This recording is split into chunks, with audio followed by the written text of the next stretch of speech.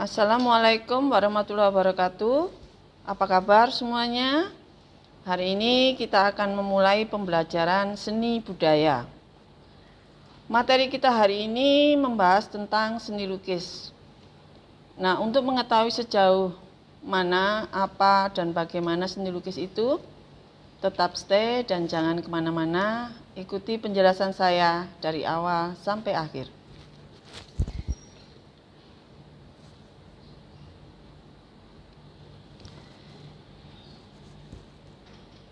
Sebelum kita membahas lebih jauh tentang seni lukis, kita harus memahami dulu pengertian seni lukis, melukis, dan lukisan.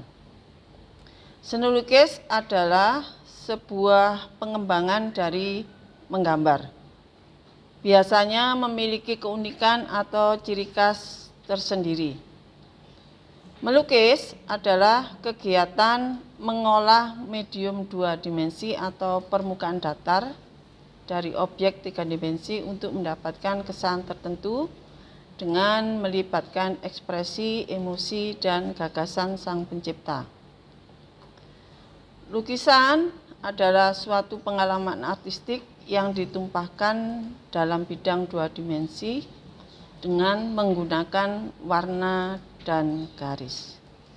Jadi di sini seni lukis itu adalah pemahaman tentang pengertian seni lukis itu, kemudian melukis adalah prosesnya, kemudian lukisan adalah hasil dari seni lukis itu. Berikutnya adalah tentang gaya dan aliran seni lukis. Ada 2 gaya dalam seni rupa, yaitu gaya representatif dan non-representatif. Gaya representatif yaitu suatu aliran seni rupa yang bertema alam.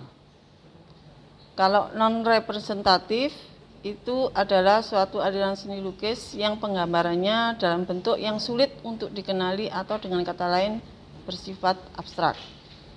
Untuk representatif itu ada atau terdiri dari beberapa aliran. Di situ ada naturalisme, ada realisme, ada romantisme, ada ekspresionisme, impresionisme, dan surrealisme.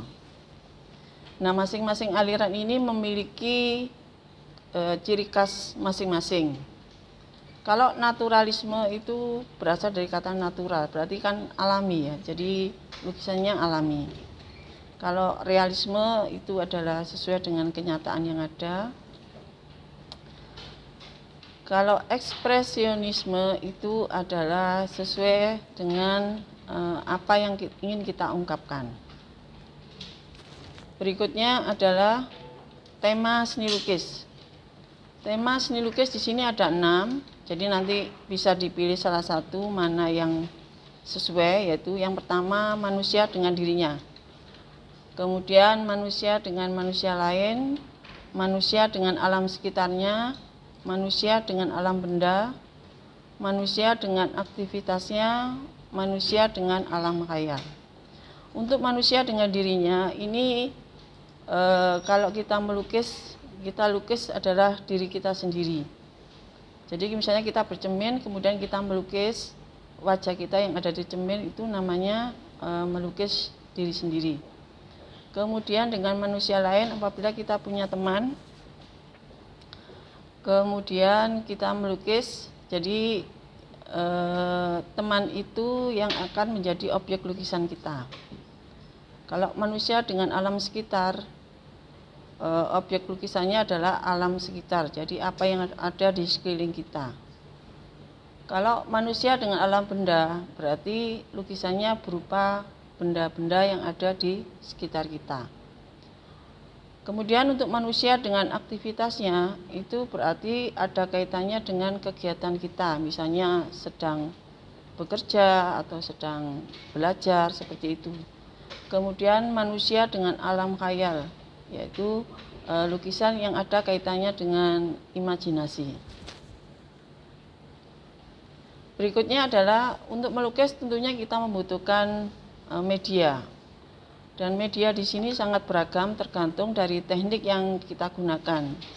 Kita bisa menggunakan media apa saja yang kita pakai untuk melukis. Di sini ada beberapa seperti pastel, cat, kuas, pisau palet, dan kanvas. Jadi tergantung medianya, kita menggunakan media apa. Kertas, kain, kayu, atau apa, nanti tinggal kita menyesuaikan. Kira-kira kalau kita misalnya memakai kanvas, kita menggunakan media cat. Catnya harus menggunakan cat yang mengandung minyak. Jadi contohnya seperti itu. Kemudian yang berikutnya, setelah bahan dan alat, kemudian teknik. Teknik yang digunakan untuk melukis ini juga banyak ya, jadi tergantung. Kita menggunakan teknik mozaik juga bisa, lukisan kaca juga bisa, lukisan cat minyak juga bisa, lukisan cat air atau akrilik atau batik. Kalau batik ini prinsipnya sama ya, seperti kalau kita membatik. Jadi ada lilin di situ. Kalau cat minyak seperti tadi sudah saya jelaskan ya, jadi catnya memang khusus yang mengandung minyak. Kalau yang untuk cat air ini kita pakai air untuk alat percampurannya. Kemudian yang berikutnya, bagaimana kita berkarya dan membuat karya itu bagaimana? Yang pertama, kita harus punya ide, kita mau buat apa. Nah, itu kita harus munculkan gagasannya itu apa. Kemudian yang kedua, setelah gagasan atau ide itu muncul, baru kita menginjak ke langkah yang berikutnya, yaitu membuat sketsa. Sketsa ini adalah gambaran awal. Jadi sebelum kita melukis, kita wajib membuat sketsa dulu. Setelah itu baru menentukan media berkarya. Media berkarya ini termasuk bahan dan alat. Jadi kita menggunakan bahan apa, alat apa yang kita gunakan. Kalau misalnya kita menggunakan media kertas, berarti kita pakai catnya pakai cat air. Kemudian yang berikutnya tekniknya, kita pakai teknik apa? Kalau misalnya cat air, kita bisa menggunakan teknik akuarel atau yang lain juga bisa. Kemudian langkah selanjutnya adalah supaya lukisan kita bagus, kita perlu memberikan warna sehingga lukisan itu akan menjadi lukisan yang sempurna. Itu tadi penjelasan saya sedikit tentang seni lukis. Untuk lebih lengkapnya nanti bisa dibaca di buku paket atau di bahan bacaan lain yang ada kaitannya dengan seni budaya. Untuk tugas ini nanti silakan nanti anak-anak mengisi tabel yang sudah saya siapkan, yaitu di sini ada 4 kolom. Yang pertama adalah nomor, kemudian yang kedua adalah tema dan lukisan, kemudian yang ketiga adalah judul lukisan, dan yang keempat adalah gaya lukisan.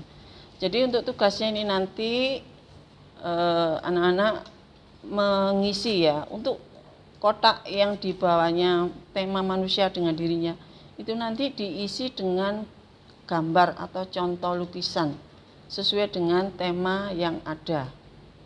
Kemudian untuk judul lukisan ditulis judulnya apa, kemudian untuk gayanya itu disesuaikan, kan tadi ada 2 gaya, gaya representatif dan non representatif. Silakan nanti masuk kategori yang mana.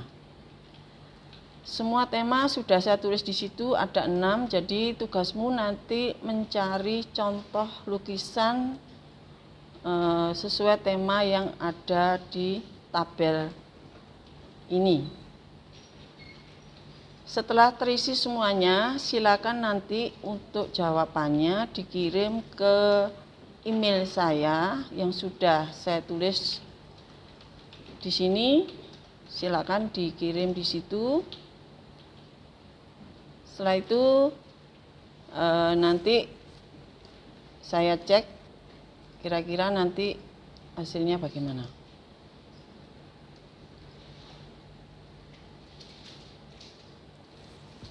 Sekian, sampai berjumpa lagi di materi berikutnya. Wassalamualaikum warahmatullahi wabarakatuh.